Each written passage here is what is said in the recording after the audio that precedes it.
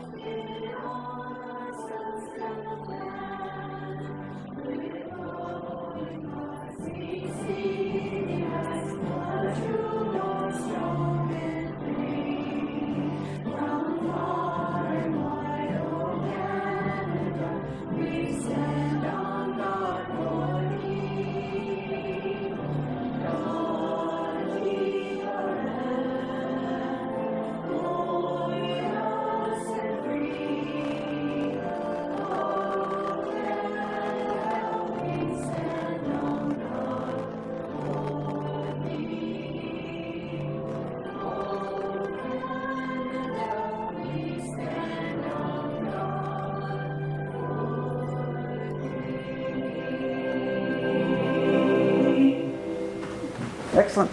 Please be seated. Our next item is our land acknowledgement. As we gather, we would like to acknowledge on behalf of Council and our community that we are meeting on the traditional territory of the Algonquin people. We would like to thank the Algonquin people and express our respect and support for their rich history, and we're extremely grateful for their many and continued displays of friendship. We also thank all the generations of people who have taken care of this land for thousands of years. Next item, the adoption of the agenda. So the recommendation is that the Council, Township of Whitewater Region, approve the September 20th, 2023 agenda as presented. Mover and a seconder, please. Moved by Councillor Olmsted, seconded by the Deputy Mayor. Is there any changes or additions that anyone would like to try to propose? Seeing none, we'll call for a vote. All those in favor? Carried. Next item is adoption of minutes. We have a couple minutes here to adopt. The first we'll do as a group. Recommendation is the Council, Township Whitewater Region approve the special minutes of July 5th and September 5th, and I'm going to amend it here from the agenda, and September 13th. I'm looking at the clerk. That's good. Good, so it's just verbally amended that the Council, Township Whitewater Region approve the special minutes of July 5th, September 5th, and September 13th. A mover and a seconder, please. Councillor Trim, Councillor Tabbert, any omissions or errors that you'd like to outline? Seeing none, we'll call for a vote. All those in favor? It's carried. Next one is special closed session minutes. The recommendation is the Council of Township Whitewater Region approve the closed session minutes of July 5th and September 5th, understanding that they remain confidential. Mover and a seconder, please. Councillor Moore, Deputy Mayor. Anybody have any comments that can be made in open? Oh, good. None. Call for a vote. All those in favor? And it's carried.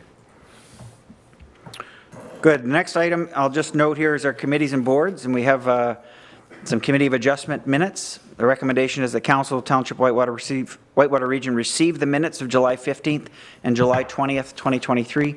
A mover and a seconder, please. Councillor Trim, Councillor Tabbert, any comments? I'm going to make one comment if no one else has. So you just caught. On the June 15th one, the second motion doesn't have a mover. If that can be corrected. As amended there. As amended. So Councillor Trim and Councillor Tabbert will note that as amended. She'll insert the mover for the 15th of June second motion. Any other comments? Seeing none, we'll call for a vote. All those in favor? Good. Carried. Disclosures. Is there any disclosures of interest for this evening's agenda? Looking around the room. Good. Seeing none, carry on. Next, our presentations. So we have two presentations tonight. The first one is from Mrs. Gannon. I said it right? Close. Okay, so Mrs. Gannon, if you can come right to the podium and get ready to speak there. So this will be a presentation from Mrs. Gannon on concerns in Haley Station, specifically related to road safety. So you've been already told about the rules. Yeah, I just for the purpose of those people that might be watching now or in the future on our YouTube, I'll just get you to introduce yourself and then you can jump right in. Hi, everybody. My name is Taylor Gannon. I have been a resident at Haley Station since 2016. I sent an email a couple of times in regards to some safety concerns that not only myself and my family have had in Haley Station, but a lot of new community members as well as very long-time residents have also had here. It's not unheard of that there's speeding down Haley Road. It's a very busy road. It's a quick kind of cut between the Highway 17, Highway 60. It was the old highway, so people are pretty used to going fast. However, this is a growing community with lots of young children, lots of young couples who are very active with animals and kids and everything in the community. And since my son has started school last year, I've started to notice that there's a lot of concerns that really do need to be addressed. The biggest one is obviously, like I mentioned, the speeding down Haley Road. It is actually very unsafe for us to be crossing Haley Road to even get to the bus stop. Traffic very, very rarely goes 60 kilometers an hour, which is what the speed limit is posted as. Most often or not, we're seeing like 80 plus kilometers an hour. A lot of times we can't even make it across the road without a vehicle kind of catching up and us having to scoot across, even when we make sure there's no vehicles coming from all 3 points of my house. One instance of this is actually on Friday when I, as well as my neighbor and her 2 kids, and my daycare children were crossing the road. No vehicles were coming. And as we are just on the second half of the road with our group of children, a truck is driving from Renfrew way towards Highway 17. Doesn't slow down, doesn't stop, doesn't do anything, just continues to go right by us extremely fast and just pull over to the other side of the road where there's an intersection, which we know we can't do on intersections, right? No slowing down or anything, and just kind of like looks at us and we're like, we got a bunch of little kids and only so many hands that, we can kind of use. We are not the only people that cross this road to get to the bus stop. There is another neighbor as well that has their daughter cross the road to get to the bus stop as well. And as well up Godfrey Road, there's another family who has young children and a daycare just like myself that cross these kind of busy roads to do that. There have been some stuff kind of like implemented. We have had OPP come and try and monitor it, which is great. When cops are there, people see the cops and they slow down, hoping they don't get a ticket, which is, it hopefully teaches them a lesson, but it's not very proactive. These are kind of things where, that person could be driving really, really fast down there. My kid could still kind of be, a little too close to the road, and something could still very much so happen regardless of police presence there or not. Speed radar systems have been there. Actually, I think this last week it was put out right outside of my property. Does fantastic job for some of the traffic coming in. We noticed that it does slow traffic on that area. And I know county deals with the other side of Haley Road and Godfrey Road. There's no signs up like radar systems there. So traffic is still going really fast through those areas. For instance, so it's a very kind of, we need to be more proactive, I find, with the safety there. We need to do something to prevent people from speeding.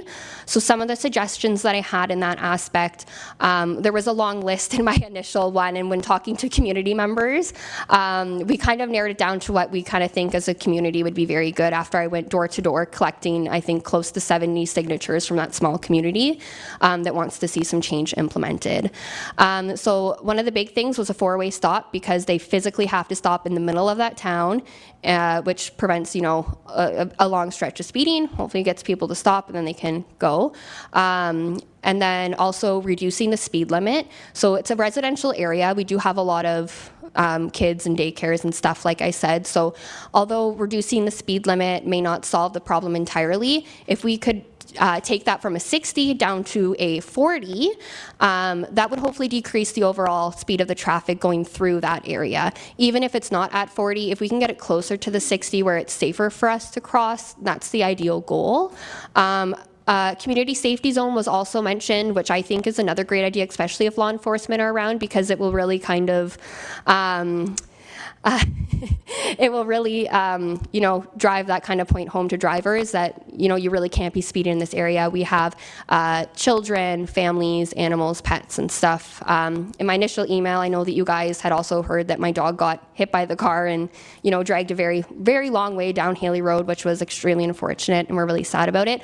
But at the same time, it really opened up my eyes, and I'm very thankful that it wasn't my child. And that's really where the drive for this is coming from, is like that could have been a much worse tragedy, and we all have that power to do something to not make it be one of those tragedies. Like, what would we do if it was a child? It would be, a very, very difficult. That being said, along the road, there's no safe places to walk either. I know sidewalks are a very big cost. I know. But even something like, if sidewalks are unreasonable for you guys to put around the town, at least like a decent paved shoulder where we have somewhere safe to walk. We can't safely use our wagons, we can't safely use our strollers, we can't safely use our bikes.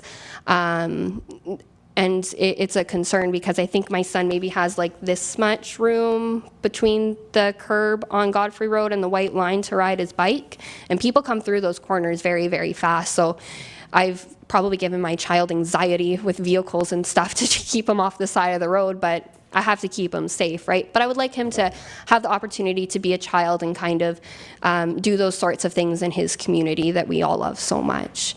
There was some other concerns, like a tree that was blocking the view from Calvin Road when turning left or any kind of direction on Godfrey Road. The county has since took that tree down and made it a lot more visible for everybody, and I've heard lots of good feedback from that, so I thank you guys for being in contact with county and getting that done for us. Another thing that I noticed when talking to the community members on Calvin Road as well is that there's actually a very good speeding concern on that road as well. A lot of the community members are also very concerned. I noticed actually yesterday evening when I was driving home with my family, we took a back road for nice fall views and everything. And when we turned from Oren Road left onto Calvin Road, I noticed that it's a 50-kilometer-an-hour sign. I was like, oh, that's cool, it's 50 kilometers an hour here. And it's a dirt road, so of course you want to drive slower, but as you got to the paved part of Calvin Road, it increased to 60 where there's houses. And I'm like, well, that doesn't really make any sense. There's a daycare on Calvin Road too, just a little bit after that starts. We have 3 daycares in here. So it just kind of makes sense to have that down to a residential speed limit of 42, right? Like, kids are kids, and that's kind of the point, right, is we got to make it a safe spot for the community. I also had somebody say that on Boxcar Road going on to Calvin Road, there's a lot of people rolling stops and stuff there, and they were just saying that maybe a painted white line on the road to have a visual reminder as well as a stop sign to like really stop there and kind of pay attention to kids. My son, I know he likes to kind of go around that corner fast sometimes on his bike, so things can happen. So I think a good visual reminder is something that could be implemented as well. And then there was other suggestions like crosswalks and like cameras there all the time to really help do that. But I think if we can be proactive with the solutions, that'll be the best idea.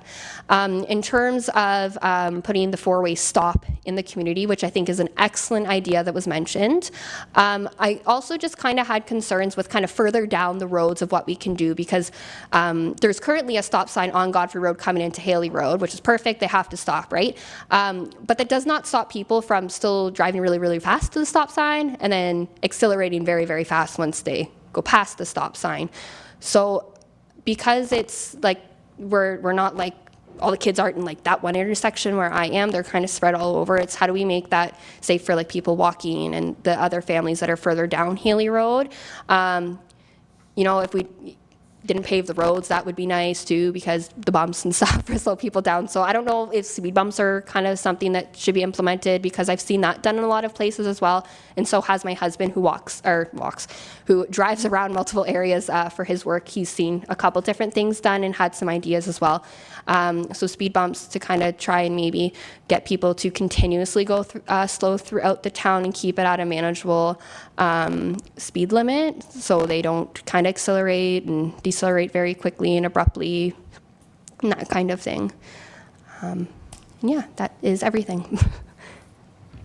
Thank you so much, Mrs. Gannon.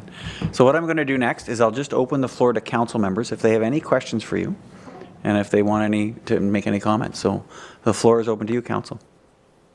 Councillor Moore.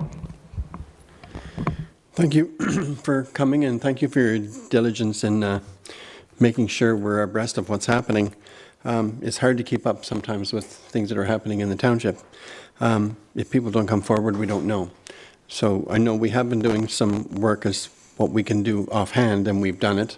But how we proceed from here, council will have to have a discussion. And our manager of works, Lane, will have to discuss with us how to proceed, and whether it's Ministry of Transportation information, county information, our information, all that stuff. So we're going to move on it, but just can't say at this time, particular time, what's exactly going to happen. That'll have to come later. But thank you for your presentation. Thank you. Anyone else? Deputy Mayor. Thank you. And thank you, Taylor, for your presentation for sure. I do just want to make one comment that I was coming from Renfrew last week, and I was turning onto Godfrey Road from Renfrew, and a car passed me. As I was ready to turn onto Godfrey Road, a car pulled out, and he was flying. He was driving fast and pulled out.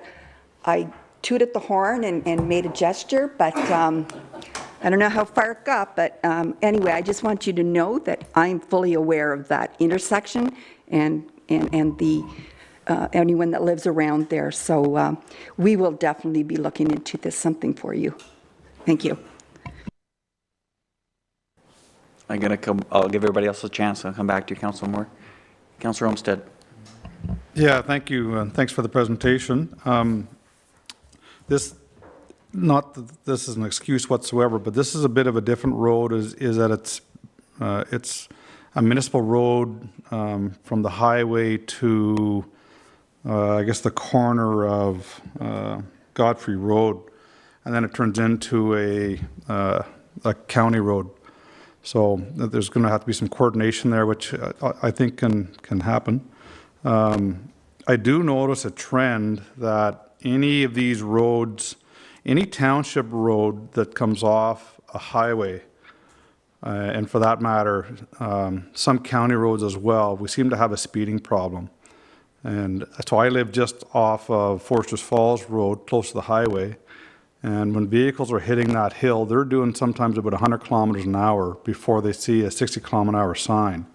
But there's no sign before that telling them that it's a 60 kilometer an hour zone.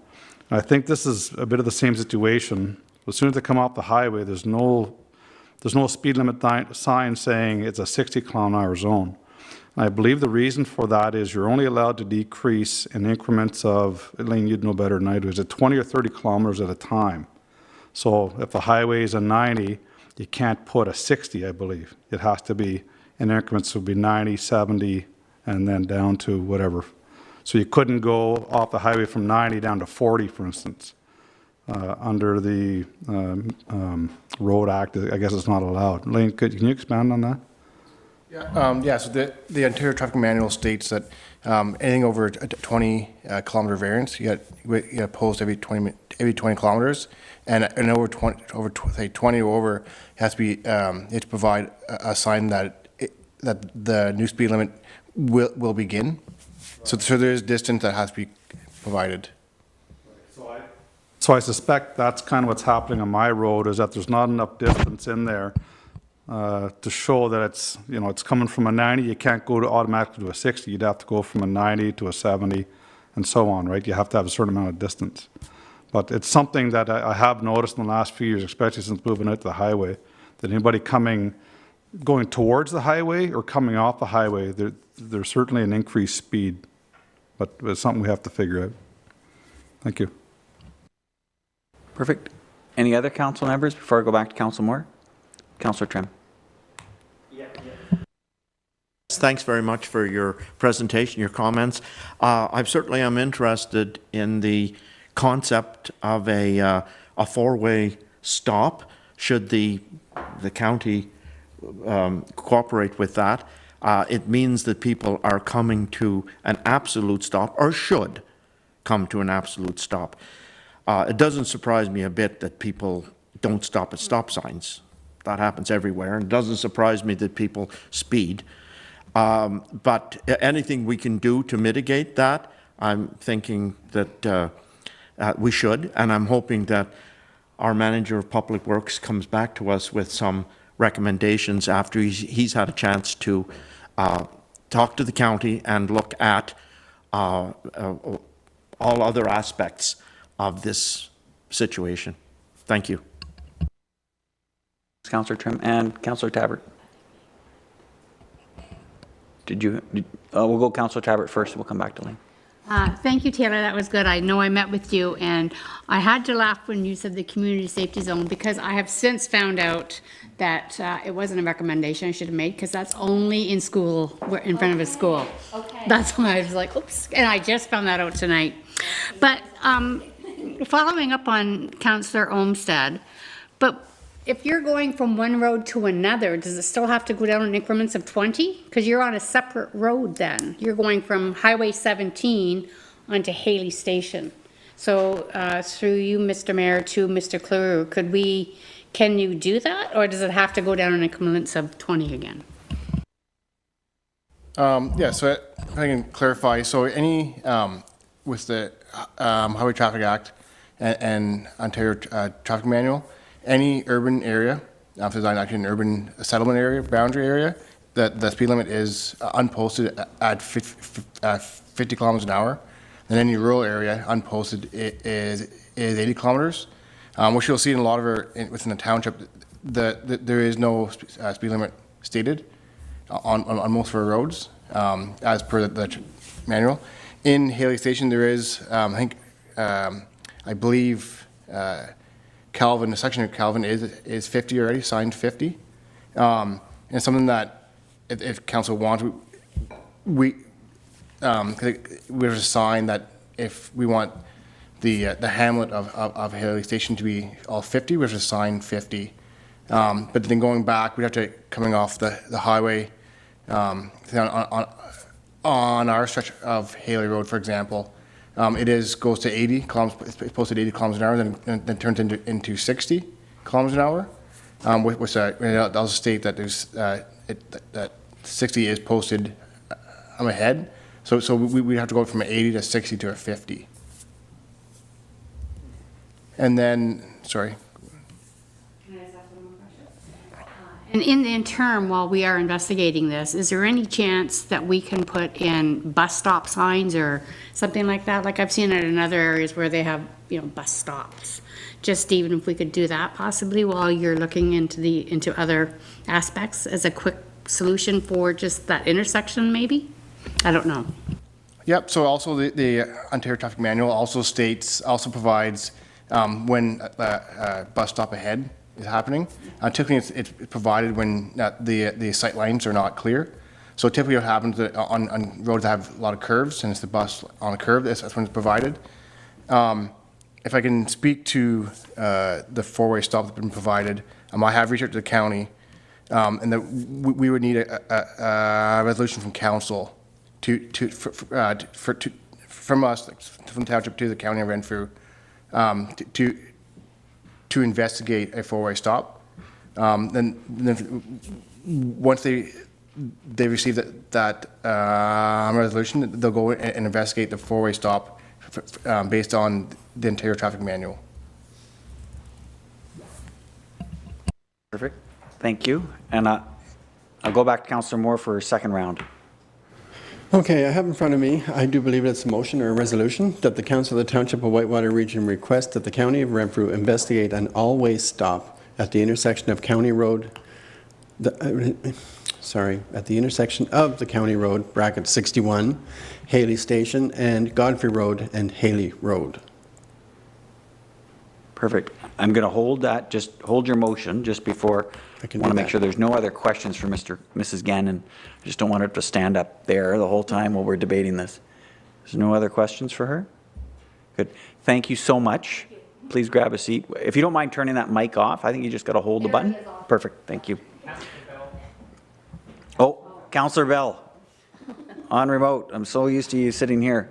So I'm going to hold the motion just for one moment, and we're going to allow Councillor Bell to ask any questions. Go ahead, Councillor Bell. Sorry, I think it was kind of addressed during the presentation, but as far as the first action out from the community that they'd like to see is the four-way stop, kind of priority number one. Is that kind of what you're getting at with your presentation? Yes. So the four-way stop, I think, is what we collectively agreed as a community is probably the most cost-effective for the township to do, while also providing a physical kind of way to make people stop and hopefully kind of reduce the incidence of speeding through the community. So is it obviously there's going to be a motion put on the floor in a second, so that's good. Is it something that the community would be happy with to start with something like that four-way stop, see how it mitigates speed through the community and kind of go from there?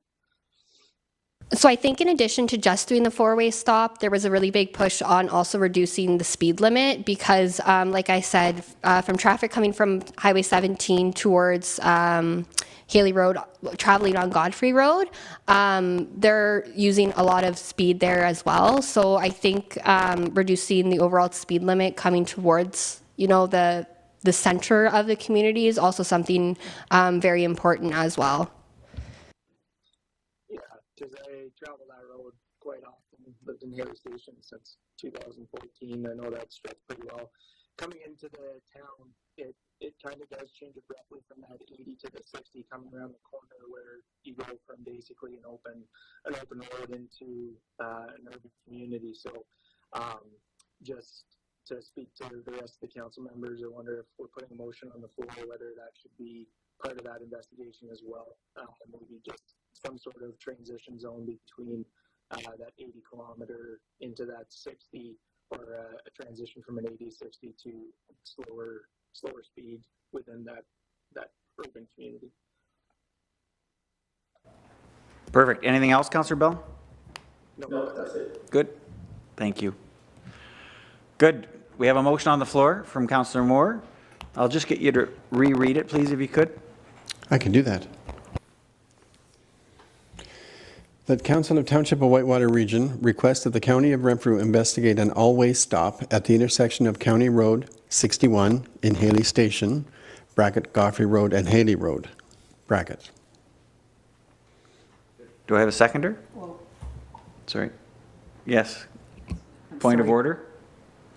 Sorry, yes. I just want to add that to further Councillor Bell's, I would like to see that motion added about the speed limit being reduced into that motion, if that's possible. Agreed, but also to include Godfrey when Godfrey comes off the highway. Okay. So it's, But one and you may as well put the other. I'm going to hold you to, so the motion is on the floor. So we've got to get it on the floor, then we can amend it. And it could be a friendly amendment. I'm just making sure we follow the proper procedure here. Yeah. Okay? And I know that our manager of public works is going to jump in because it's a mix of roads, and so I know he needs this specific resolution to deal with the four-way stop. So we'll rule on that first. Do I have a seconder to Councillor Moore's? Thank you, Councillor Trim. Good. Deputy Mayor, would you like to make an amendment?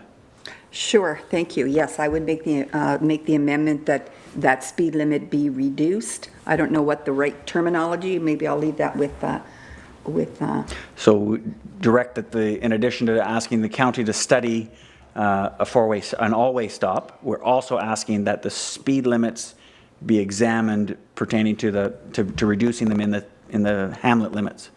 On approach. On approach in the hamlet limits. Good? Correct. Does that work for you? You're typing very quickly. Thank you. Good. So my mover and my seconder, are you okay with that as a friendly amendment? Mover first, sorry, mover first. Yes, I'm good. Seconder? I will, but my preference would be for the four-way stop one to go through, no problem, and then, my preference is that the four-way stop one go through, as the original motion, and then have the manager of Public Works come back to us with information so that we can make a motion at that time. I have to hold you then. Okay? You're not considering the amendment then? You don't support the amendment? I don't support them. Okay, thank you. Okay, good. So we're gonna hold, we don't have it's not a friendly amendment, so you'd have to make a motion to, sorry, this is complicated. You would have to make a motion to put that amendment on the floor. Then, Deal with the original, you have to deal with the original motion first. If she's making a motion to amend the original motion. It wasn't a friendly amendment, okay. Yeah. then I am making a motion to, I'm so confused, to amend the original, because I am not in agreement with the, Perfect, and Okay. that's what the procedure allows. Okay, Thank you. good. Do I have a seconder to the proposed amendment? The mover, can you, okay. Can I Yes. just want to jump in. So there wasn't a friendly amendment, so what we should do is let's vote on the motion that's put forward saying that, that the county investigate a four-way stop at the county road 60 from Godfrey and Haley, period. We have a mover and a seconder. We can vote on that motion, and then we can put another motion forward regarding the lowering the transition limit on the highway. I hear you, but anyone on the floor can and seek an amendment to the motion before it's voted on. So, would you like to withdraw and submit a second motion? Or do you want this amendment to this one? I like the original amendment. I'm good with it. If anybody else is, I'm good with that original amendment. Sorry, CAO. Yes. So if Deputy Mayor Rieger is proposing an amendment and the mover is in agreement with the proposed amendment, then you can move forward with that motion, the amended motion. Perfect. Good. So we have a mover and a seconder on the amendment. Is there any discussion on the amendment? Maybe you could reread what the motion looks like now Thank you, yes. before you start discussing it. Thank you.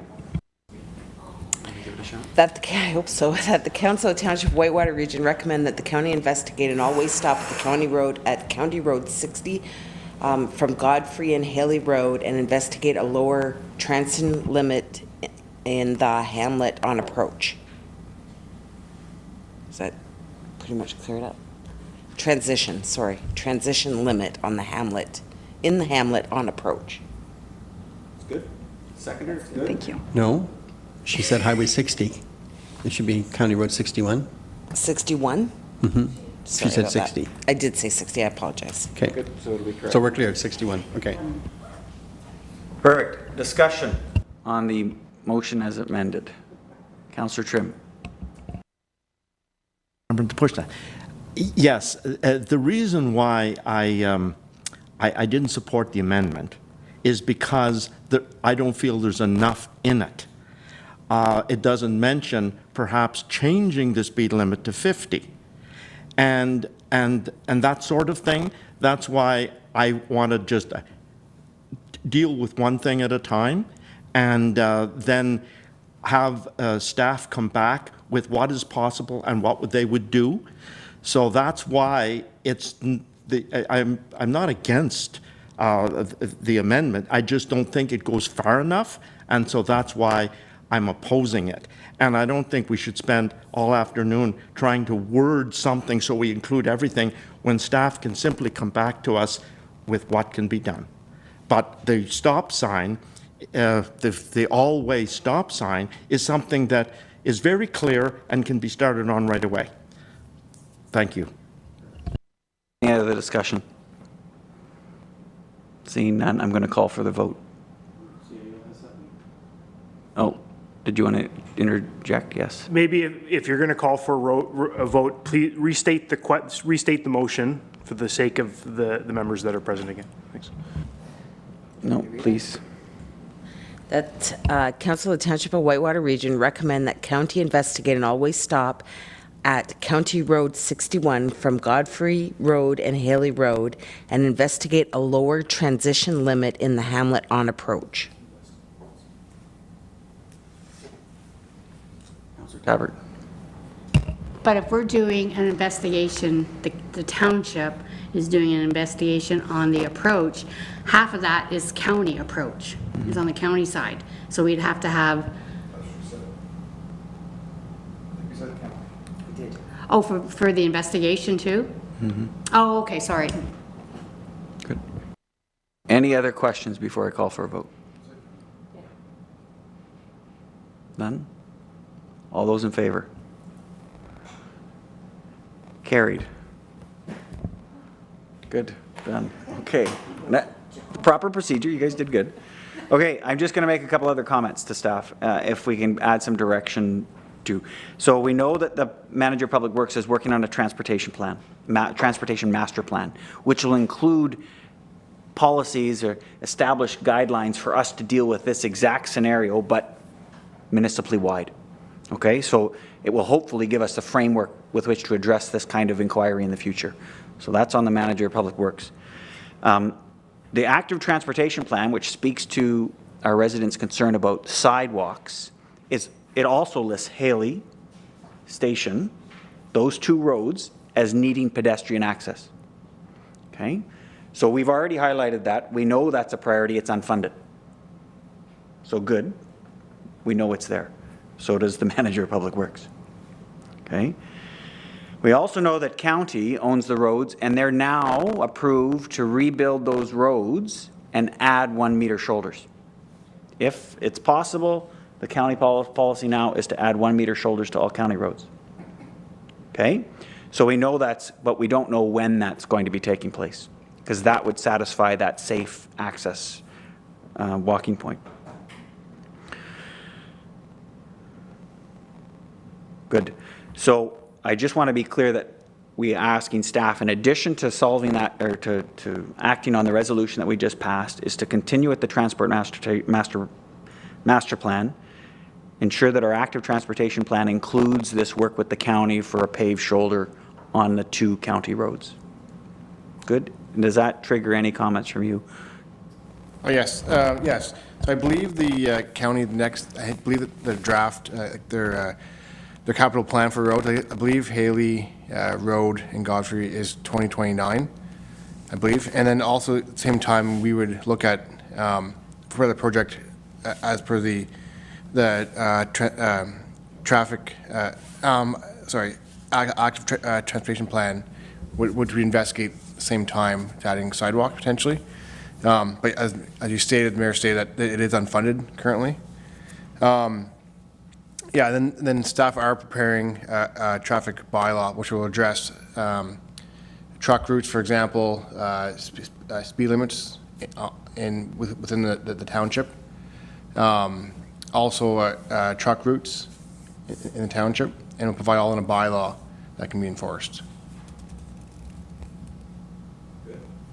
So I'm going to add one more thing, just because if there's somebody watching from a different community, I'm going to acknowledge the other 3 road problems or road safety challenges that we are working with. Manager of Public Works and Councillor Moore is the lead for Public Works. So the first one is Earl Street and the student offloading with respect to camera out of the Beachburg Public School. Morris Street and Elias Street in Beachburg, they requested a 3-way stop with as the same petition, same idea as petition that is also on the list Manager of Public Works is doing. And Crawford Street from Astrolab to Cobden Main Street. These 3 are also being examined for traffic calming measures, whether that's stop signs, yield signs, speed bumps, road narrowing, whatever the traffic calming proposal that a Manager of Public Works wants to put back to us, that's still due to come back. So there is a lot of work being done in the background. The discussion tonight specific to Haley's has given us an opportunity just to speak to it for a few minutes. Does that trigger any comments or questions from council? Yeah, Councillor Olmsted. Sure. So as I mentioned, this road is a bit of an anomaly in that a portion of it is a township road that turns into a county road. And we have the same issue out in Foresters Falls, Kerr Line, that road that goes through Foresters Falls is a county road, and it ends when you turn on to Grant Settlement Road. So the county portion of that road ends there, and then it turns into our responsibility. So I would like either us to look at the county taking over portions of that road. For instance, how many roads do we have that the township owns that go directly to the highway? You can probably count on one or two fingers how many we're responsible for that connect to a highway. I think it's too much responsibility for the township. For instance, they're coming off the highway, turning into Haley's, and there's about a kilometer portion of road that we own, and then it turns into a county road.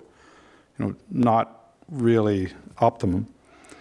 So I'd like to either look at the county taking back that portion, and I'm sure when they give us that portion of road back probably 30, 40 years ago, the traffic count on it was a few vehicles a day. Now you're probably into the thousands a day on that portion of road.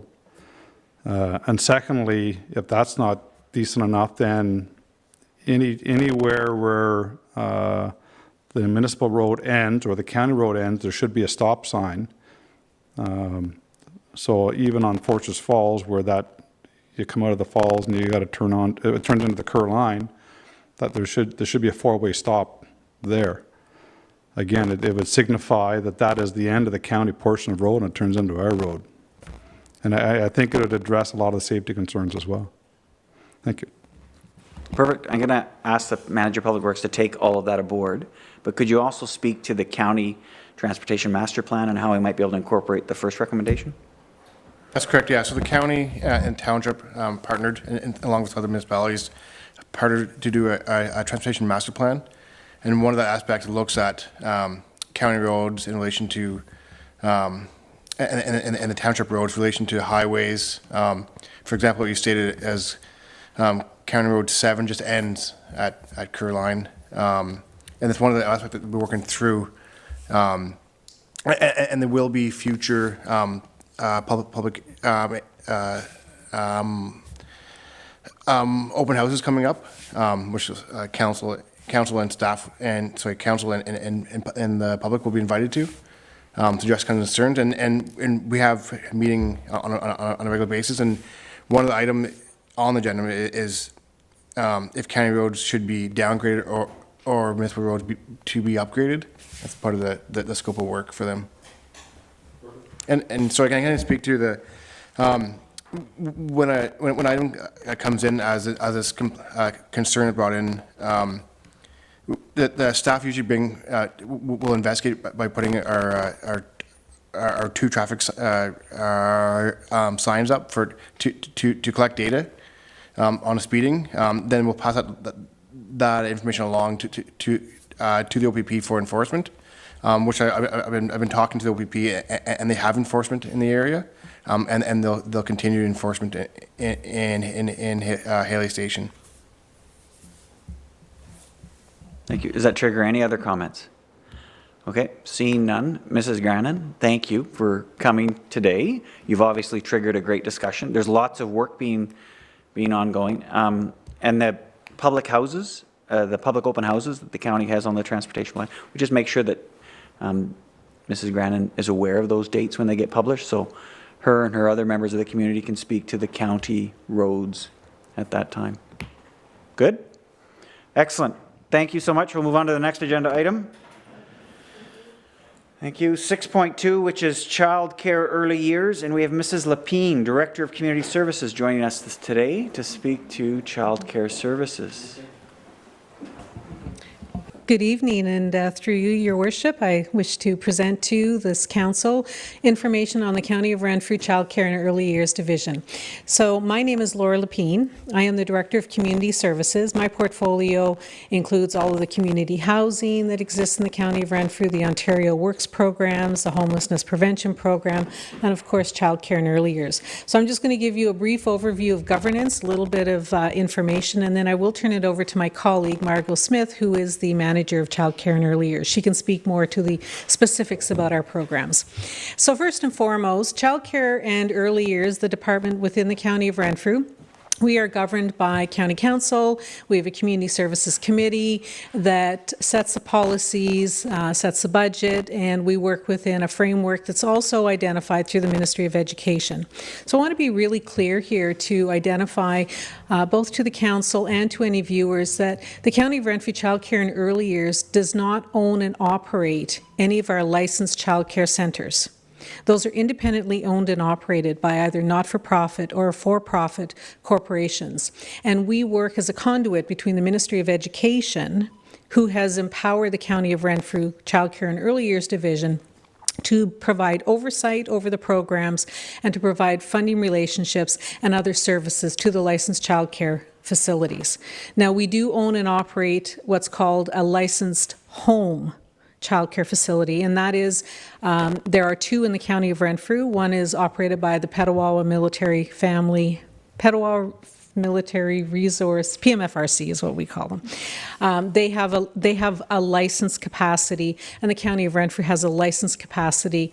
And I'll let Margot speak more about what licensed home looks like, but I wanted to just clarify that we don't own and operate the licensed child care facilities that exist in the County of Renfrew. But we have an incredibly strong and robust relationship with all of the licensed child care facilities.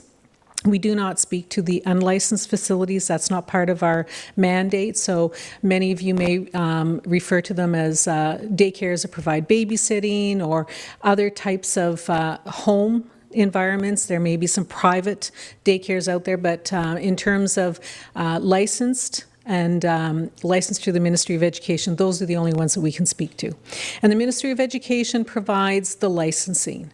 So it is up to them to provide the license to the licensed facility, and then they have us provide, that we're the boots on the ground for the ministry, as well as a host of other services. So I'm going to pass it over to Margot. She can talk to you about the breadth of services that we do operate. She'll also identify where our licensed childcare facilities are throughout the County of Renfrew. And I'm going to be pretty upfront right now and acknowledge that A, we know that there's a need for more licensed childcare, and B, we know your community is definitely not fully represented as effectively as you would like in terms of having more licensed childcare. We know that across the county there is a lack of space, and we know that all of our licensed facilities have wait lists. So know that out the gate, that we understand that, and Margot's going to talk about the programs that we have, and we'll certainly entertain questions. So thank you very much. Margot, welcome you here. Thank you, Laura. As Laura said, my name is Margot Smith. I'm the manager of the Child Care and Early Years Division at the County of Renfrew, so thank you for having us. The term that the province gives to the municipalities and what Laura was describing is our role with the Child Care and Early Years community. We're the service system manager. So we are the designated service system manager for provincial funding for licensed child care and early on child and family centres in the County of Renfrew. And we have a few slides that we have prepared to share with you this evening. On the first slide is just some statistics about licensed childcare in the County of Renfrew. I can speak to our staff at the Child Care and Early Years Division. We have 16 staff that are working in both our Renfrew and Pembroke offices, but in reality are working throughout the county in all of the licensed daycare centres as well. Right now, there are 29 licensed childcare centres in the County of Renfrew, and I'm very pleased to say that I'm going to have to update update this slide because there's been some additions within the county that are coming up. There is a new agency that has just opened in Arnprior. There was a new Francophone school build, and there is a licensed childcare centre that is a part of that build. So that will boost our number up to 30. The number of licensed home childcare agencies in the county, as Laura mentioned, there are 2, and we directly operate one, and the PMFRC operates the other. Within those 2 agencies, right now, there is a total of 11 licensed homes open. But as I said, we're going to be able to update this slide because we know that the PMFRC is in the process of opening another 6 homes in the Petawawa area. So pleased to hear that. A couple of numbers just in terms of average monthly number of children served in the licensed childcare agencies in the county is 1,671 per month. And again, we will, with the new build that's just opened, we'll be able to update that number as well. We just don't have those numbers yet. With the early on child and family centres, they are seeing approximately 1,280 children come through their doors on a monthly basis, and I'll talk a little bit more about those as we go on. In slide 2, thank you. These are some of the services that we offer through our Childcare and Early Years Division at the county. So childcare fee subsidy. So this is a program to assist eligible families with the cost of licensed childcare for children up to 13 years of age. Fee subsidy supports eligible families by paying up to 100% of the childcare costs. And applications for fee subsidy can be made directly online through our county website, or certainly through contacting our office and speaking to one of our eligibility coordinators. This is a income-based eligibility criteria, so there's a definite range of what fee subsidies might be available for families. The Canada-wide Early Learning and Childcare System, so we affectionately refer to this acronym as CWELC. What this system is the new, you may have heard in the news, the new quote-unquote $10 a day daycare, right? So this is a provincial federal agreement that came into play in March of 2022, and it is an agreement for licensed childcare programs to provide up to an average of $10 to $12 per day for childcare fees by 2026. And we are working closely with the Ministry of Education and the licensed providers in the county who have enrolled into the system to help implement it. So this is an ongoing process. I can indicate that all licensed centers in the county, with the exception of 2, have enrolled into this system. So we can see that the centers who have enrolled, their parent fees have been reduced at this point by 52.75%. Further reductions are slated to take place in 2025, so we're looking forward to see that go down even further. Inclusion services, this is also referred to as special needs resourcing. So this is directly operated through us at the County of Renfrew, and we have a team of inclusion coordinators who support the licensed agencies across the County of Renfrew so that children with varying needs and abilities can attend their programs successfully. Our staff provide assessments, resources, training, and funding to the programs to hire additional resource staff as needed. On the next slide, so this a little bit more about licensed home childcare. So again, we do directly operate a licensed home childcare agency at the County of Renfrew, and our staff support home providers across the county to become licensed to operate childcare within their home.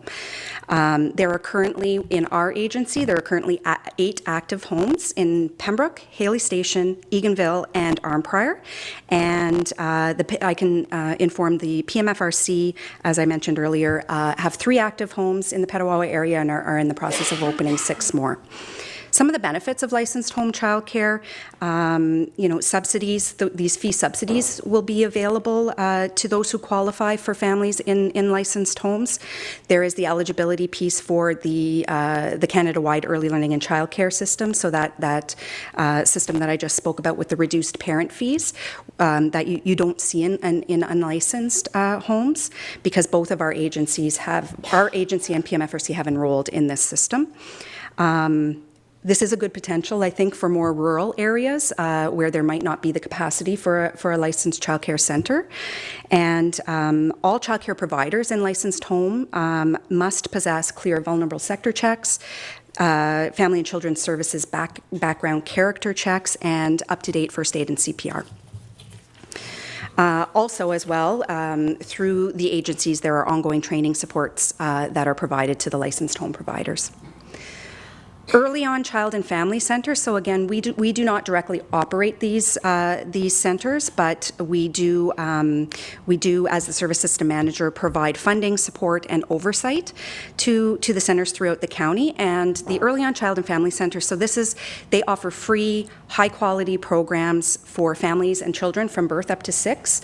In the past, I think they've been referred to as the early years centers, and the name has changed over the years. I can inform that there are a total of 8 early on programs within the county. 6 of those programs are stationary, and they're located in Deep River, Petawawa, Pembroke, Renfrew, and Arnprior. One of the Pembroke, there are 2 in Pembroke, and one of the Pembroke early on centers is a Francophone center. And there are also 2 mobile units that move throughout the county, and one is the Toy Bus that is run through the Community Resource Center out of Killaloe, and there's an Indigenous-led early on that is run by the Bonachère Algonquin First Nation, and these mobile units partner with local schools, childcare centers, libraries, and other community agencies to share their programs, so they come to the communities. So just wanted to let you know about that. On the next 2 slides is, as Laura mentioned, we put together a bit of a list of the licensed childcare centers, as well as the licensed homes where their locations are, as well as the in purple are where the early on programs are located, just to give you a sense of where things are located throughout the county. And so we are open to any questions that anybody might have with regard to the presentation. Perfect. Thank you so much. So I'll open the floor up to the members of council. Is there any questions or comments that you'd like to make, presenters? Yes, Councillor Olmsted. Yeah, thanks very much for the presentation. This is something I spoke about during the election. Huge deficiency, especially in rural areas, especially Whitewater region. Just looking at your list there. Actually, sorry, there is one in Haley Station. I noticed a core licensed home child, but there's really nothing to offer. We have nothing to offer in the Whitewater region. And in fact, I'd go even further to say that other regions are severely underserviced as well. And I'll give you an example. I know somebody very close to us, the child going to school this year, going to Highview and Pembroke. They've been on a waiting list for a year for I guess it's the early on, is that the before school program? No? No, that's through the licensed agencies. Right. So to give you an idea of how underserviced they are, he's been on a waiting list starting school this year, first year of school. The Thursday before the school started was informed that he didn't get into the program. So mother and father both work. So they had one day to figure out what they were going to do before the child starts school. So she had to quit her job in order to put her child on the school bus and then be there at the end of the day for when he comes out. I mean, he's a 4-year-old. So they were told that they accept 2 to 3 new people per year into the program at school. So I don't know how many come out of the program. You would think that a whole class of uneligible kids leave the program and then a new class would come in, but I'm not exactly sure the mechanics of how it works. But there's just one example of one family, how in our area in the valley, how underserviced we are in the valley. And I know I have friends that live in the city who are very wealthy, and they're taking advantage of subsidized daycare. And so it just doesn't seem to be just, does it? But I think we really need to advocate for more services in the valley. And I'm not sure what you guys do to advocate for that, or what we can do to support that. And I appreciate what you guys do.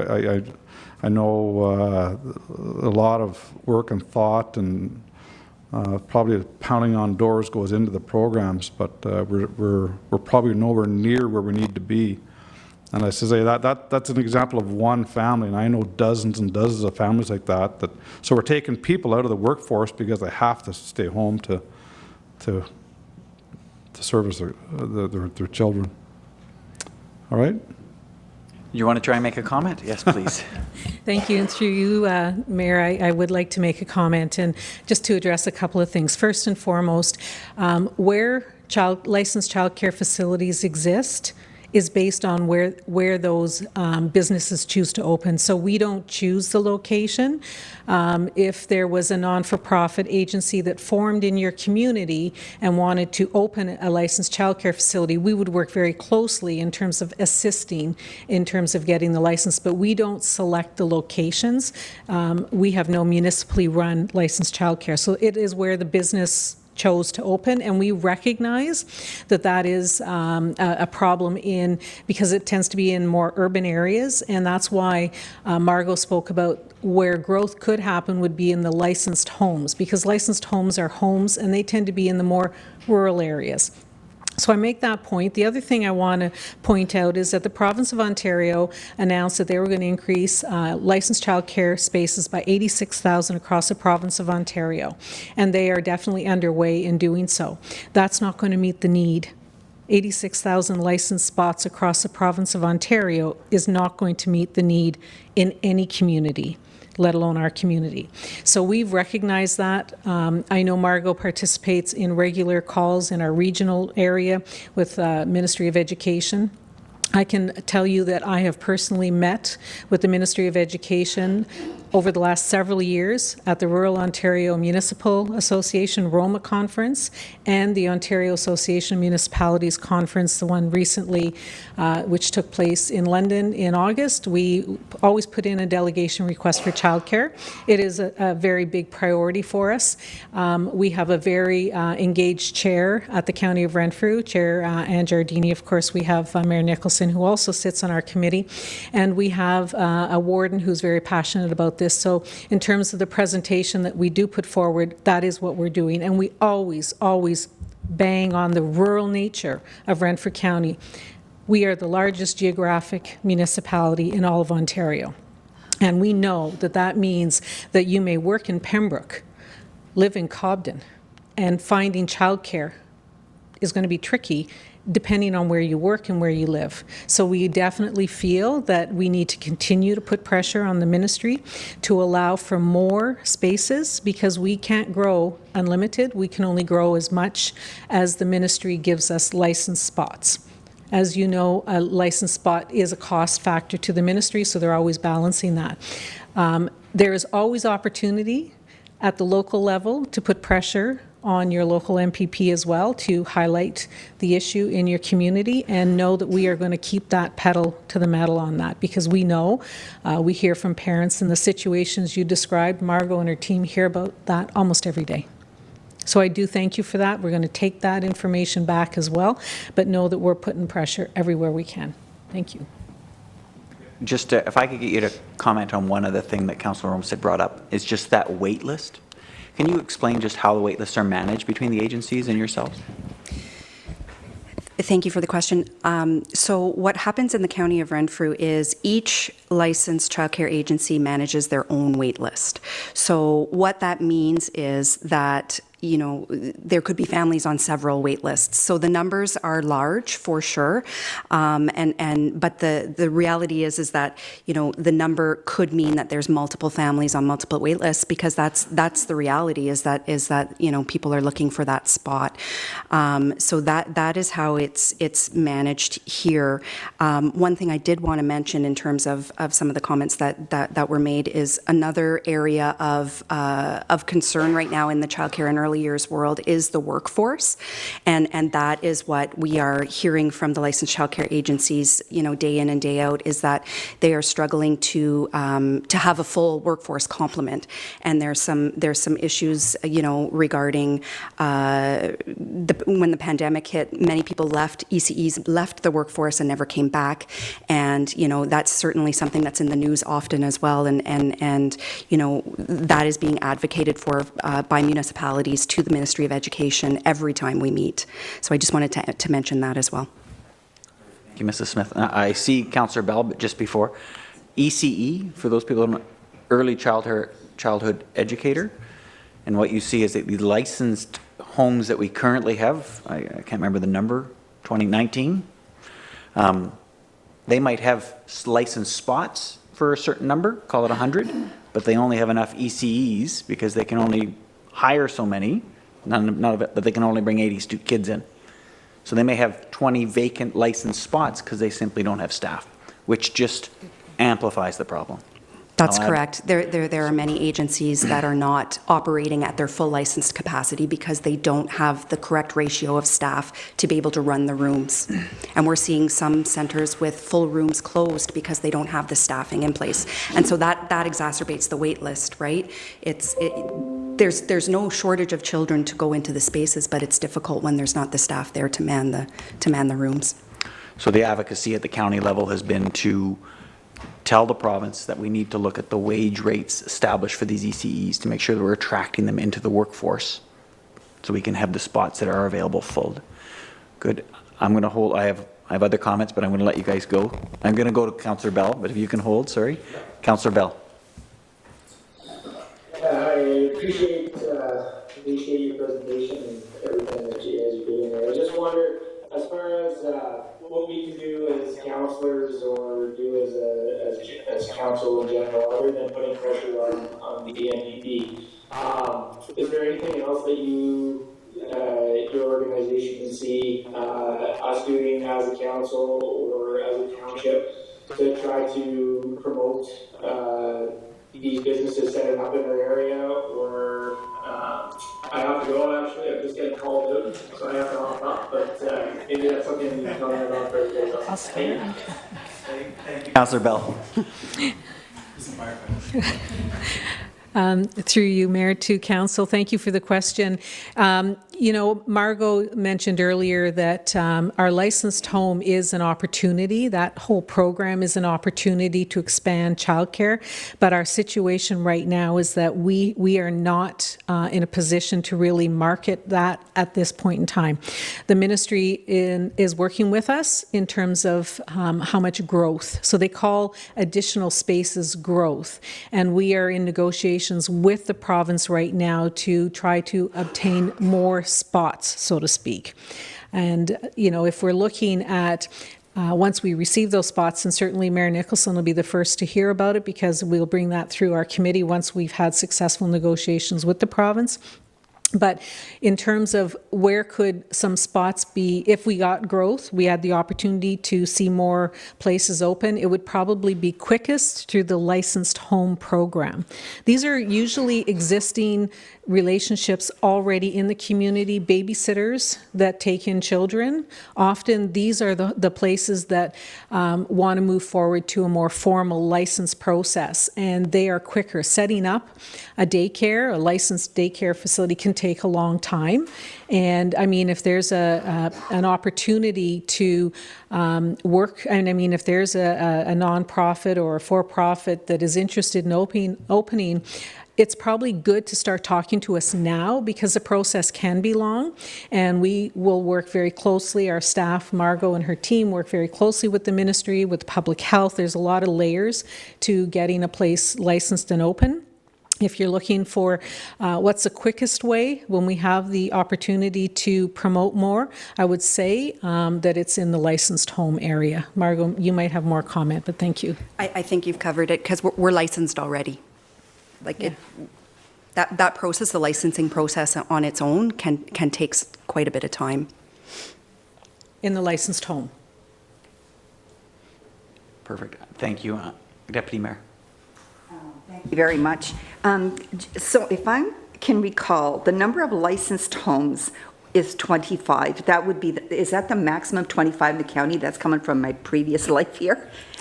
You're correct. So for the County of Renfrew Licensed Home Agency, our licensed capacity is a maximum of 25 homes, which is up to 6 children per home. The PMFRC has a slightly higher license capacity. They have up to 40 homes.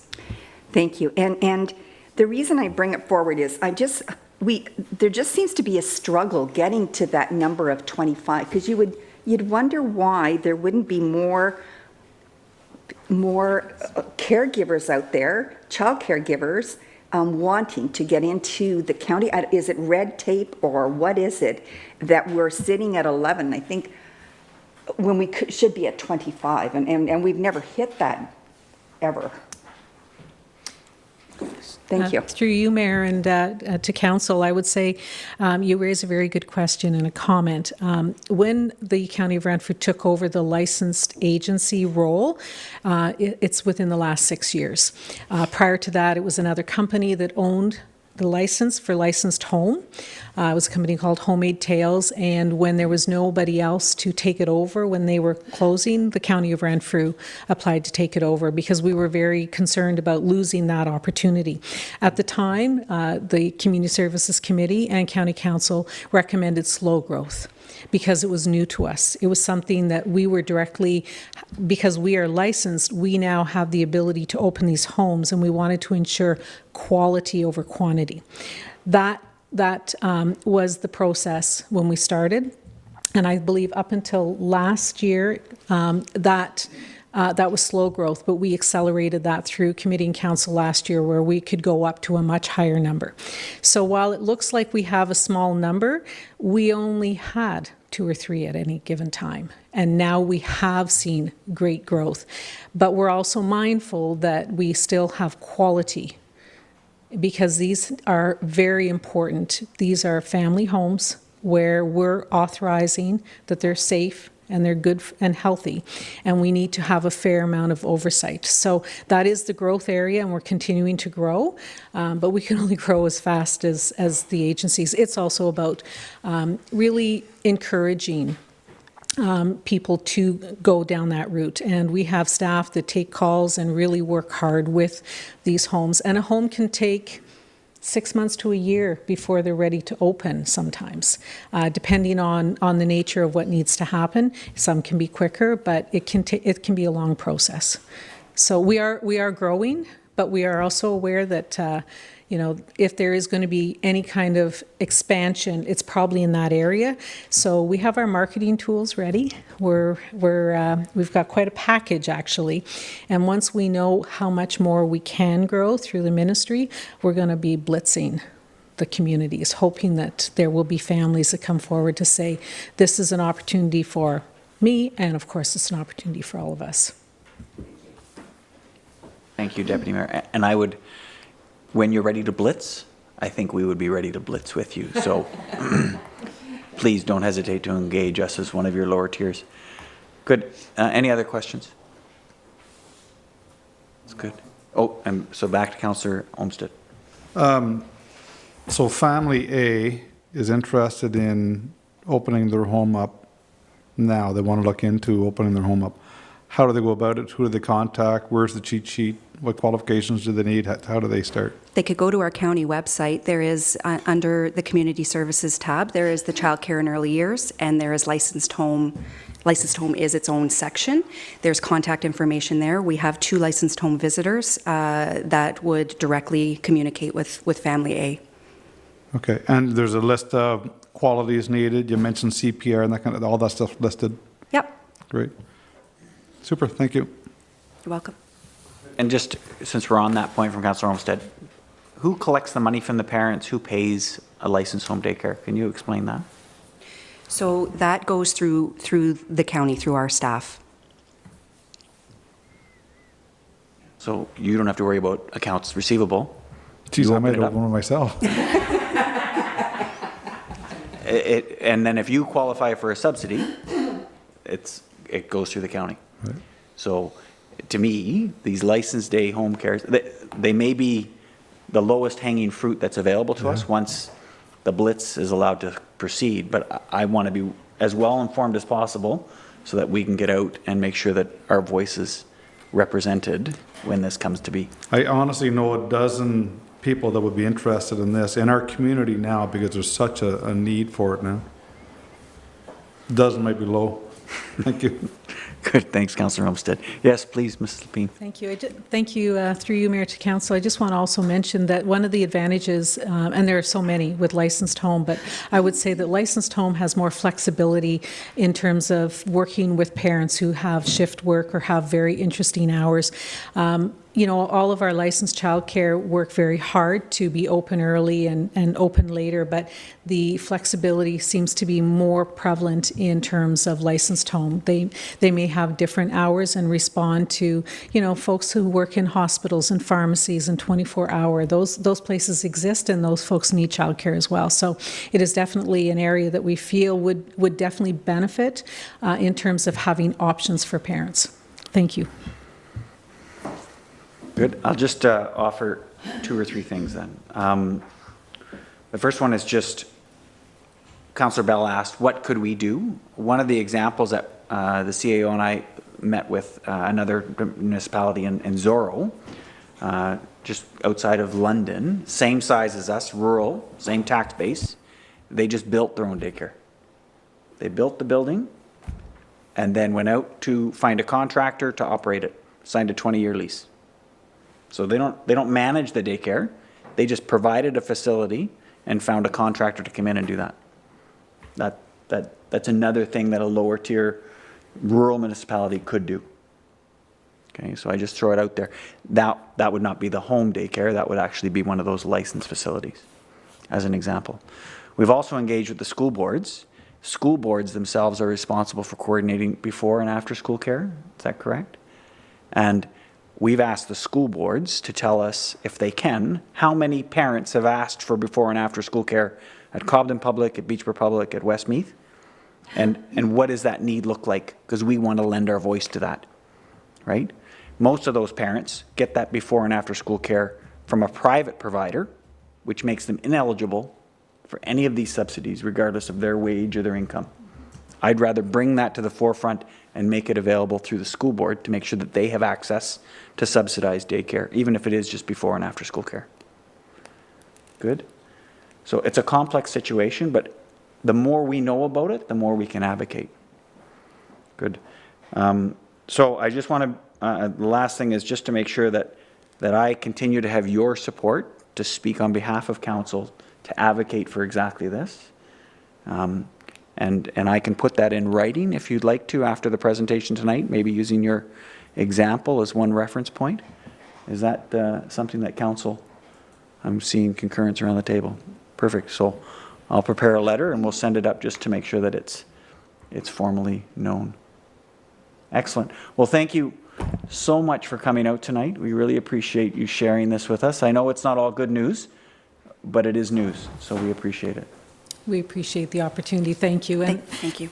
And on a personal note, it's really nice to be back home again. Thank you. Good. And with that, we'll just take a quick 5-minute bio break recess.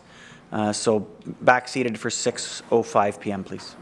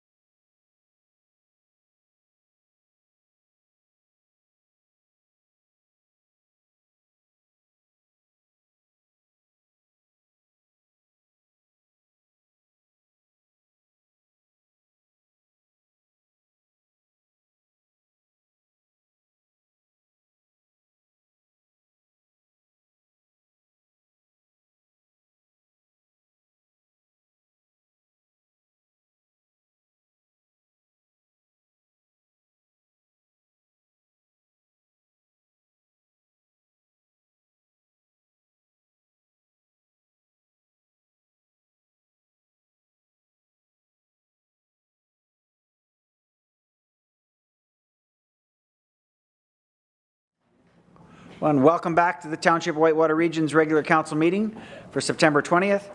It's 6:14 and we will commence again. Formatting. Good. Too many papers. Excellent. Next item on our agenda is a public meeting. 7.1.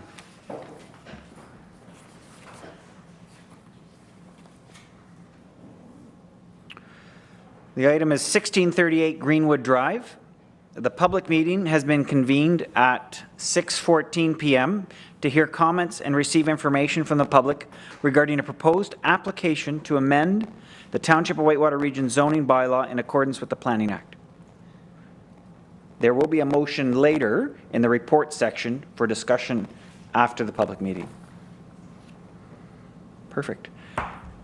Do I need a motion? No, I don't need a motion. Public meeting, so I'm going to turn it over to the planner for her part. Thank you. Okay, thank you, Mayor Nicholson. I'll first read the planning statement on appeal rights. So if any person or public body does not make an oral submission at the public meeting or make written submissions to the Township of Whitewater Region before the bylaw is passed, the person or public body is not entitled to appeal the decision of Council of the Township of Whitewater Region to the Ontario Land Tribunal. The person or public body may not be added as a party to the hearing of an appeal before the tribunal unless, in the opinion of the tribunal, there are reasonable grounds to do so. Under Section 3411 of the Planning Act, if Council decides to refuse an application or refuses or neglects to make a decision of an application within 120 days of the municipal clerk receiving the application, the applicant or the Minister of Municipal Affairs and Housing may appeal to the tribunal by filing an appeal with the clerk of the municipality. And Section 3419 of the Planning Act states that no later than 20 days after giving of notice of passing of the bylaw, the applicant, any person or public body who has made oral submission at the public meeting or has made a written submission to Council before the bylaw was passed, or the Minister of Municipal Affairs and Housing may appeal to the Ontario Land Tribunal by filing an appeal with the clerk of the municipality. Okay, so with that, I'll now provide an overview of the application. So this application was submitted by McIntosh Perry Consulting Engineers Limited on behalf of Summit Services Inc.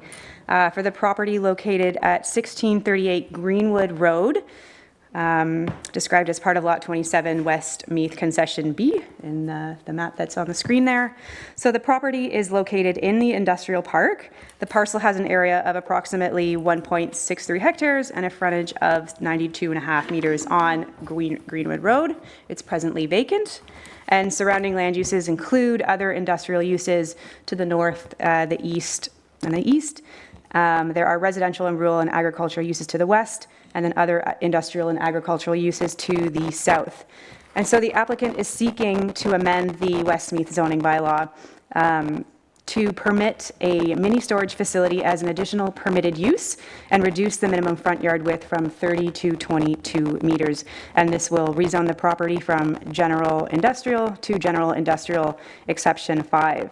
And a concept plan for the development has also been included in the package. It's on attachment number 1.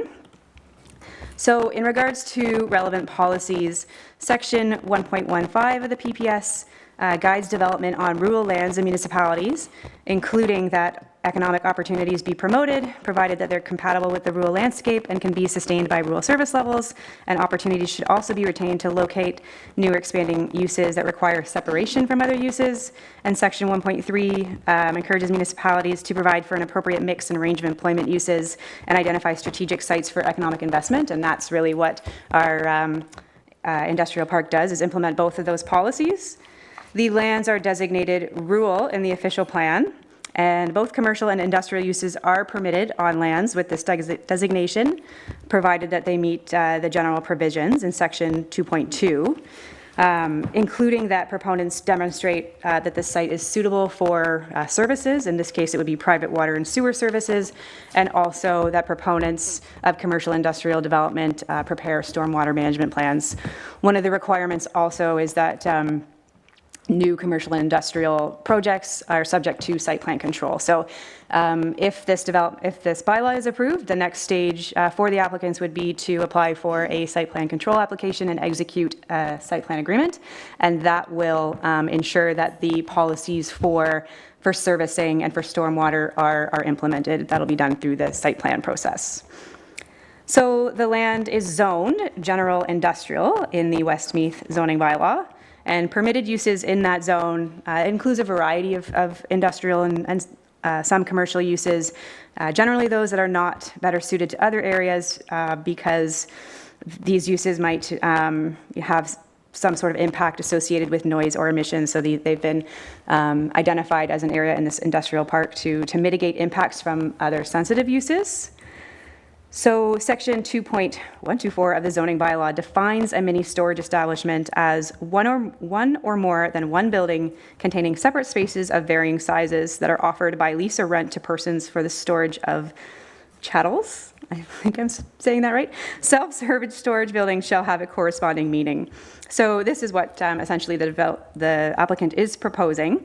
And a mini storage establishment, it's a permitted use in the highway commercial zone, but it's not a permitted use in the general industrial zone. So that's why this site-specific amendment is put for us today to allow this type of establishment as a permitted use in general industrial.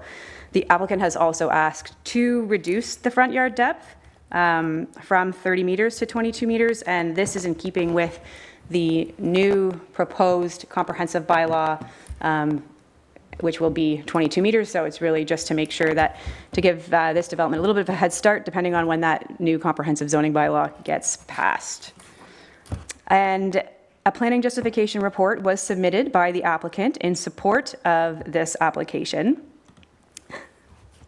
Pardon me, the report prepared by the applicant examines the appropriateness of using the subject lands for a mini storage establishment, which is not listed as a permitted use. And the justification report is supported by arguments based on form, compatibility, and impacts to neighboring properties. And I see that there is a representative from McIntosh Perry here who will be able to, provide comments, more detailed comments. But I did take the liberty of summarizing some of them here, and I think the most important ones are in terms of form. So a self-storage warehouse is comparable to a warehouse. It's permitted use, which is a permitted use in the GM zone. Like a warehouse, a self-storage facility requires drive aisles and loading areas used to access overhead doors and provide access to an internal storage area. And in terms of compatibility, self-storage warehouses are compatible with the uses currently permitted in the general industrial zone, particularly as a warehouse is a permitted use. And I think the main thing in this situation is that the land here is not municipally serviced, so this type of use is appropriate for low water industrial uses. Another argument that was made is that it is recognized that self-storage warehouses are currently permitted on lands zoned highway commercial, but these types of lands, for highway commercial lands, are generally intended and better suited for uses that rely more heavily on automotive traffic, and a self-storage warehouse facility is not. So in general, staff supports the conclusions provided by the consultant. The presence of a mini storage establishment in the industrial park is compatible with neighboring uses and forms and is an appropriate industrial use for the area, particularly given the lack of municipal servicing. Further, the reduction of the front yard width will enable more of the site to be used in the development. If the zoning bylaw amendment is passed, the property owner will be required to submit a site plan control application with a supporting servicing report and stormwater management report.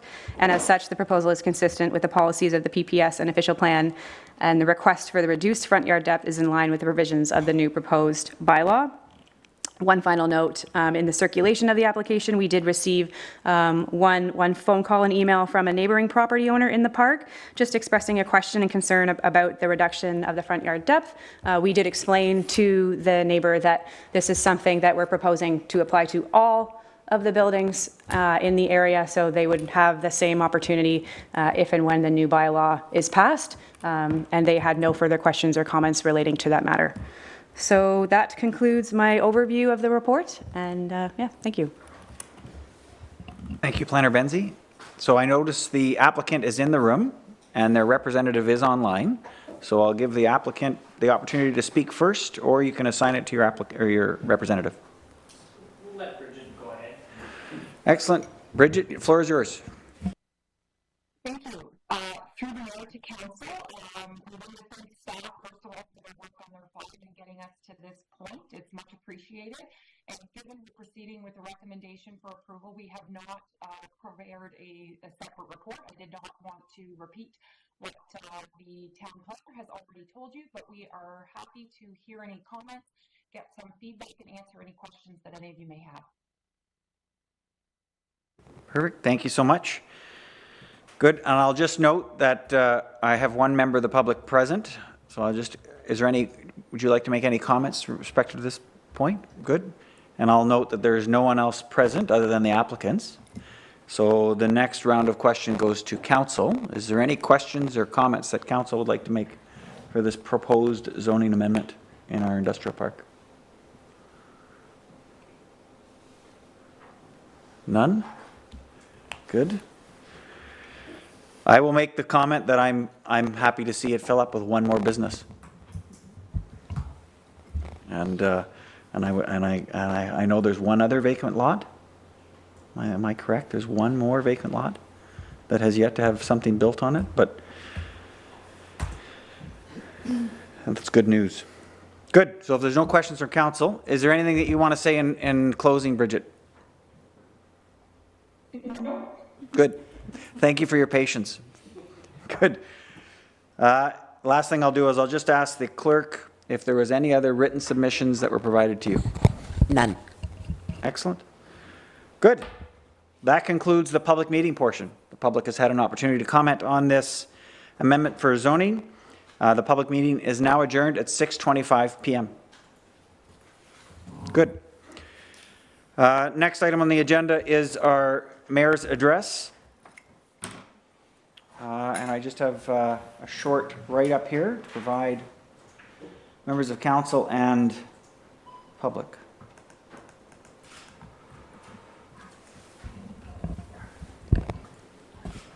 So over the past 2 weeks, I've participated in 22 events on behalf of council. A closing celebration for Annie's store in Fort. Very sad to see that historical, I think 28 years it stayed open in Foresters Falls, so I'm very sorry to see it closed. But it was a great send-off. We also had the 100th anniversary for the Beachburg Public School.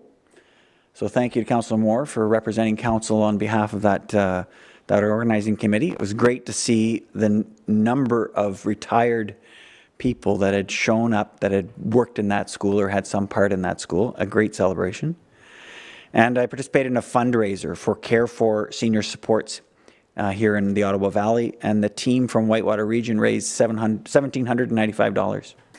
So, yeah, very nice to see. We also had the grand opening of Whitewater Physio here in Cobden. Unfortunately, I was unable to attend, but nonetheless, congratulations go out to Mark Peaver and his team here on the highway. Welcome to Whitewater Region, and we're very proud to have another professional service here in our region.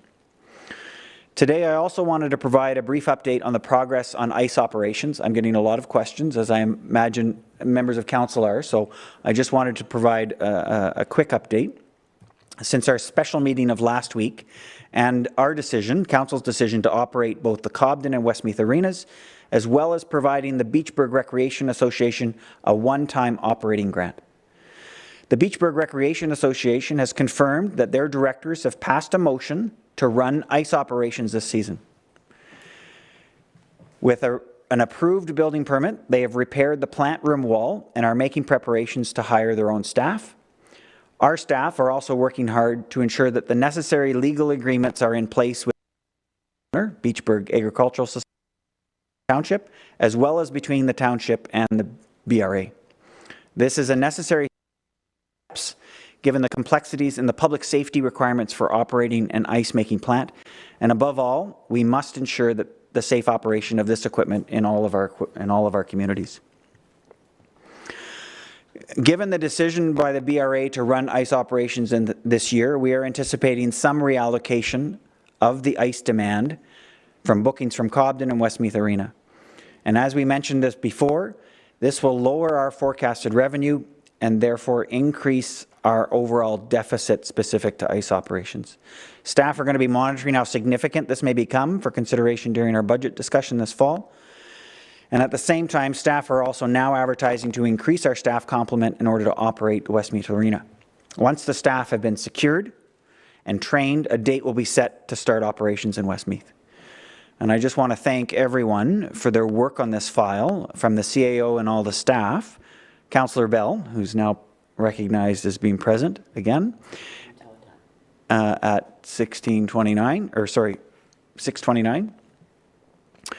and of course our rec associations and the public input we received on this file. So just thank you for everybody and your work on this complex file.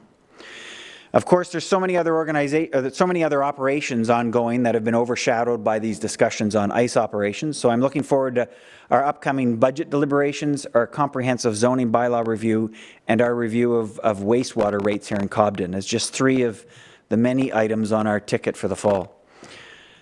I also want to recognize that September 30th is the National Day of Truth and Reconciliation. Here, the Township of Whitewater Region will be raising and flying the flag from the 29th of September until the 2nd of October. And the time of that flag raising will be confirmed at a later time for members of council. Good, that concludes my address. Next item on the agenda is item number 9, which is public comments. I just confirm if the clerk has received any public comments to any of the agenda items tonight. None. Perfect.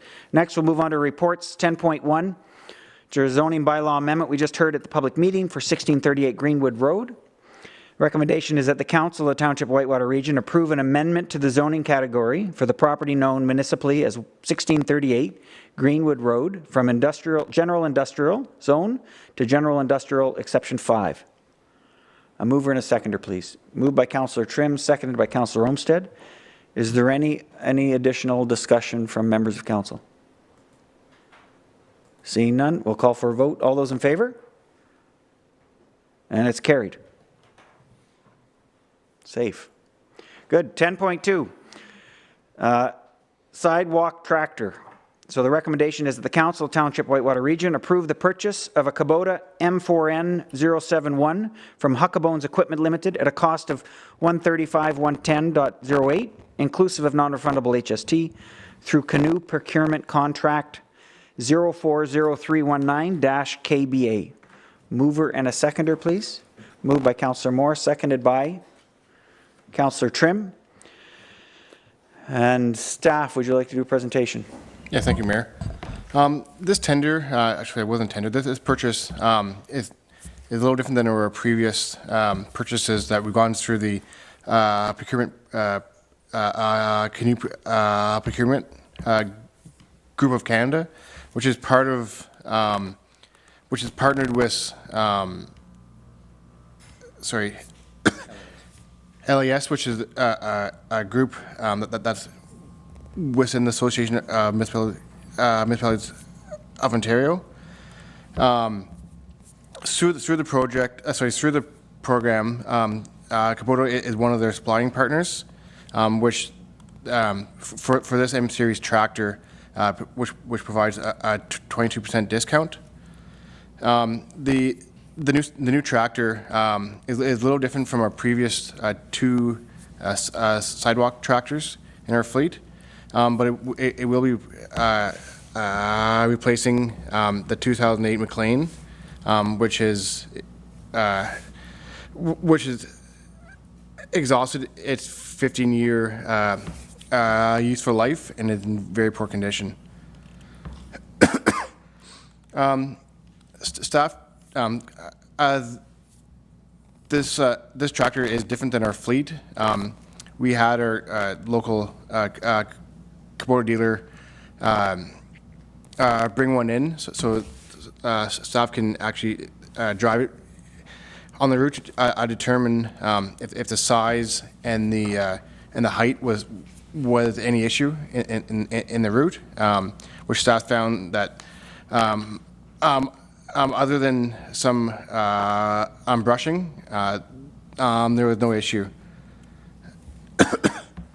The purchase did come over budget, which is about just over $15,000, which staff are recommending that it come from the capital reinvestment reserve.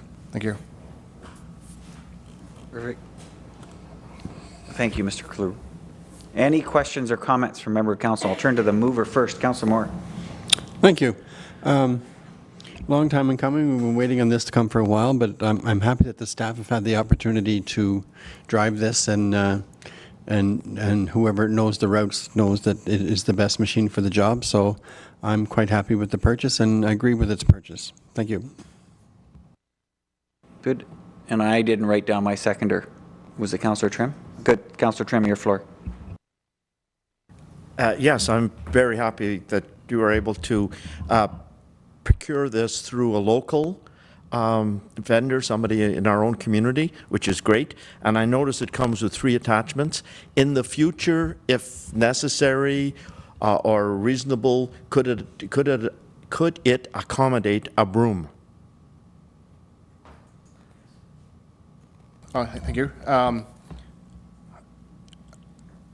Staff would have to review it because this tractor does not have a front attachment, but it could be reviewed. And then your statement was the local procurement. So the process was through the local dealer, and staff did go out to determine that there was no other dealers within the township.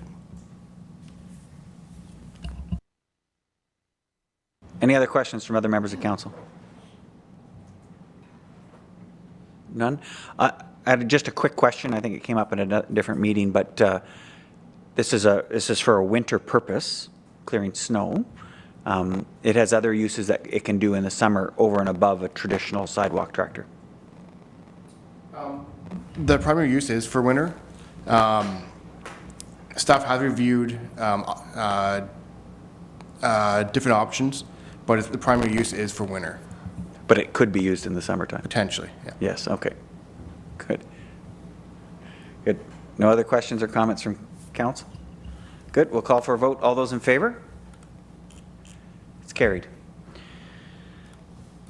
Thank you. Next item is number 11, notice of motion. Is there any, I'll go around the table, any notices of motion that members of council would like to make tonight?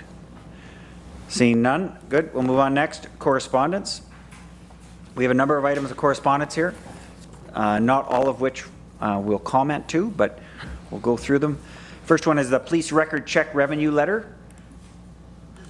Was there any staff comments to that one? CAO? Treasurer? None? Good. Next item is Eastern Ontario Immigrant Attraction and Retention Strategy, the virtual summit. This is for the first week of October. We had mentioned it last council meeting when we reviewed correspondence. I've confirmed that the county will be sending representatives to that summit to ensure that our voices are represented at the summit. It doesn't exclude any member of council from also attending if you'd like to. I just ask if you can talk to the clerk afterwards and we'll make sure that it's properly logged. Next is the environmental permissions modernization policy proposals. And staff, did you have anything to add to that one? None. Red tape reduction for designated broadband projects. The Minister of Infrastructure. None. Responding to the Housing Affordability's Task Force recommendations from the Ministry of Municipal Affairs and Housing. So in this was included in your package, the new Minister for the Municipal Affairs and Housing has reached out to the mayors and has asked us to prioritize our top 5 recommendations.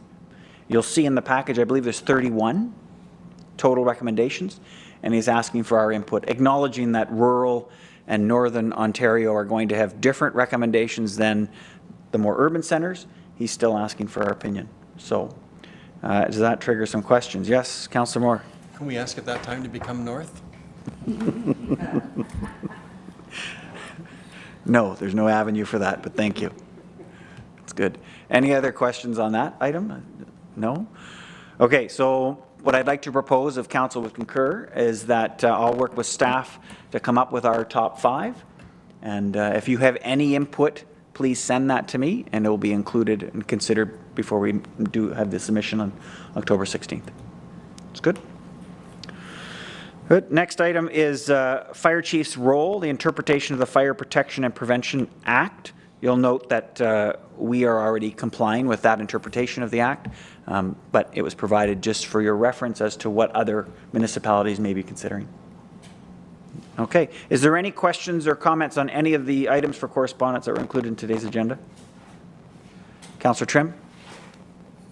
Yes, I'm pleased that you asked the CAO if there were any comments, because I read through all of these and I really didn't know how much impact they would have on our municipality. For instance, the reduction in the OPP refund. I didn't know, how that would affect our budget. And the other ones that I was reading, the red tape one, for instance. And so I'm glad you asked that question, because it says to me that really it doesn't apply to us that much, or if there was a concern, we'd know about it. Thank you. Thank you, Councillor Trim. That's the intent, is that it gives the staff an opportunity to highlight a concern to us, and then we could react to that concern. Good. No other comments? Questions from council? Next item is announcements. And if I remember my order of, I'm going to go to the Deputy Mayor first. Is there any announcements from the Deputy Mayor? I have none at this time, thank you. Good. Councillor Bell, any announcements? Good. Councillor Tabbert. Just one announcement that the Cobden Public School Fun Fair is tomorrow evening, starting at 4 o'clock. 4 p.m. tomorrow. Good. Councillor Olmsted. Even though I've been baking a couple of times, I still have no announcements to make at this time. Thank you. Good. Councillor Moore. Just one. Just thank you to everyone who showed up for Beachburg 100. It was well attended, and we all look forward to 200. Councillor Trim. Yes, thank you, Mr. Mayor. I attended 2 conferences, AMO and the Eastern Municipality Conference. Enjoyed them very, very much. It's recommended that when we're attending these conferences that we don't take notes and pay attention, because everything, the whole presentation is online. So I didn't take notes to present to members today, but I encourage you to go online and to look at the workshop presentations. Obviously, I couldn't attend them all, but the ones I did attend were very good, and I did attend any that were available to me. So I do encourage you to take a look at those in your spare time, because it was very worthwhile. Thank you. Perfect, thank you. Just one announcement that didn't get mentioned was it's Legion Week this week. And if you haven't been solicited yet, you may be asked for contributions to the Legion. I think they have a golf tournament this weekend. I believe so. So if that is something that interests you and you wish to sponsor that in any capacity, please talk to the treasurer after the meeting. Good. The other announcement that I'll make is you may have noticed we have attempted to increase our communications with the community about our council meetings. So you'll see 2 things. Staff work very hard at the end of the council meeting. They produce basically a news release that would facilitate any of the reporters to pick out some of the decisions that council's made or some of the things that debated. And we're also providing a video summary of that's available on our Facebook page and our YouTube channel. So if you have a chance to review it, I'm looking for your feedback or any comments you might want to make on how we can make it better. And if it's getting out and people appreciate it in terms of a form of communication. Good. You can just reach out to me whenever. Awesome. That's it for announcements. Next item on the agenda is bylaws. Item 14.1. Recommendation is, be it resolved that the bylaws listed on the September 20th, 23 agenda be taken as read and passed. I need a mover and a seconder, please. Deputy Mayor, Councillor Tabbert. Any discussion? Seeing none, we'll call for a vote. All those in favor? And it's carried. Next item on the agenda is a closed session. The recommendation is that the Council of the Township Whitewater Region move into closed session at 6:43 p.m. as per Section 9 of the procedural bylaw, to discuss a proposed or pending acquisition or disposition of land by the municipality or local board, in this case, Pembroke Airport Commission, and labor relations or employee negotiations, in this case, the review of duties of the CAO, and personal matters about an identifiable individual, corporate services assistant, with the CAO deputy clerk remaining in the room. Can I get a mover and a seconder, please? Moved by Councillor Moore, seconded by Councillor Trim. Any discussion? Seeing none, they'll call for a vote. All those in favor? And it's carried. Sorry, just before we sign off, Councillor Bell, I just need you to confirm that you're in that room by yourself for any discussions we haven't closed.